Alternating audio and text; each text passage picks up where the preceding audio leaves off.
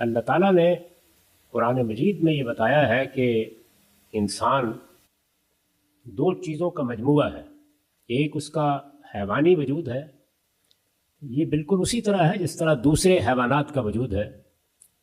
یہ حیوانی وجود ایک قالب ہے، اس کو آپ سادہ لفظوں میں جسم کہہ سکتے ہیں، لیکن یہ زندہ ہستی اسی زمین سے پیدا کی گئی۔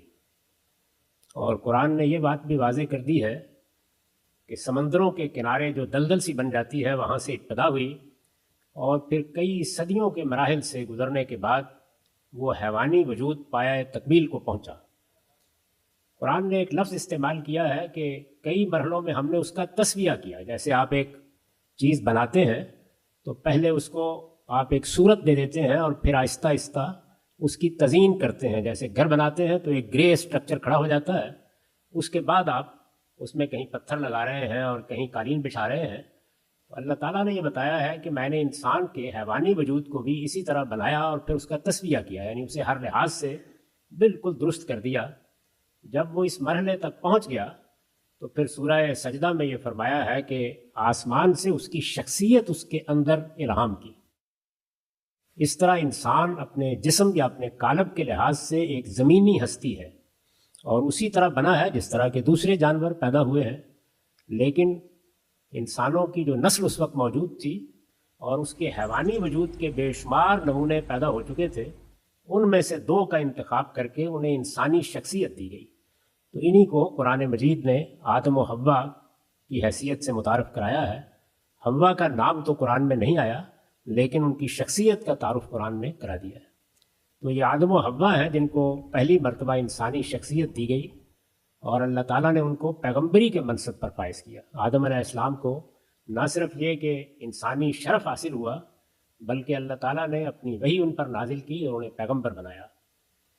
اس واقعے سے پہلے یہ بات بھی قرآن مجید میں واضح کر دی گئی ہے کہ اللہ تعالیٰ نے یہ اسکیم اس وقت جو مخلوقات تھیں جن میں فرشتے بھی تھے، جنات بھی تھے، ان کے سامنے رکھی اور ان سے کہا کہ میں نے زمین کا ایک ذرے کے برابر ہے پوری کائنات میں اس کرۂ ارض کا انتخاب کیا ہے کہ یہاں میں اس کیچڑ سے ایک نئی مخلوق پیدا کرنے والا ہوں اور زمین کا اقتدار اس کو سونپ دوں گا۔ اس پر فرشتوں نے سوال کیا کہ جب آپ اختیار بھی دیں گے، اقتدار بھی دے دیں گے، زمین کی بادشاہی بھی اس کے سپرد کر دیں گے تو وہ بڑا فساد برپا کرے گا۔ تو اس کے جواب میں اللہ تعالیٰ نے یہ بات واضح کی کہ میری اسکیم یہ ہے کہ میں ایک اٹرنل دنیا بنانا چاہتا ہوں، ابدی دنیا۔